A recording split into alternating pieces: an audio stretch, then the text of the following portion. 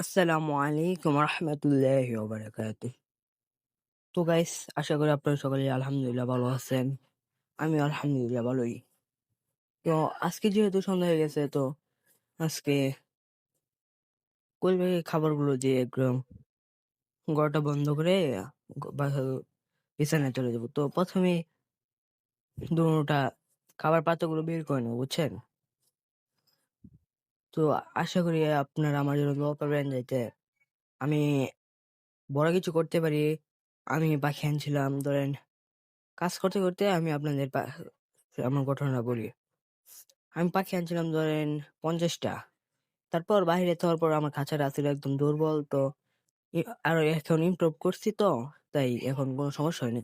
তখন খাঁচা ছিল খুবই খারাপ। তখন পরে পাখি 8টা বের হয়ে গেছিল খাঁচা থেকে। 8টা বের হওয়ার পর পরে কুকুরে ধরেন পরে খাইছে, ধরেন 5টা নিয়ে গেছে আর 3টা মাইরা ফালাইতে গেছে না। তিন 2-3টা খাইছে আর মাইরা ফালাইতে গেছে গা। বুঝছেন ভাই, যেদিন হারে আনছিলাম ওই দিনই যখন খাই ফেলছিল, ওই দিন অনেক কষ্ট লাগছিল যে ভাই আমি কেমনে কি করবো ভাই, বুঝতে পারছিলাম না। তো এখন আলহামদুলিল্লাহ ভালোই বড় হয়ে গেছে।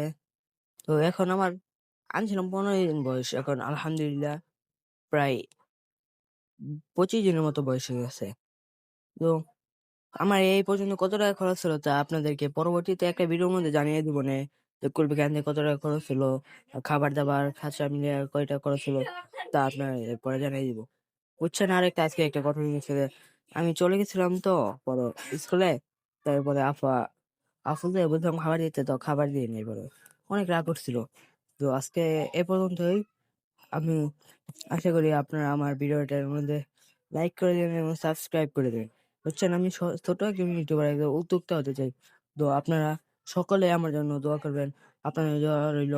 আসসালামু আলাইকুম রহমতুল্লাহি।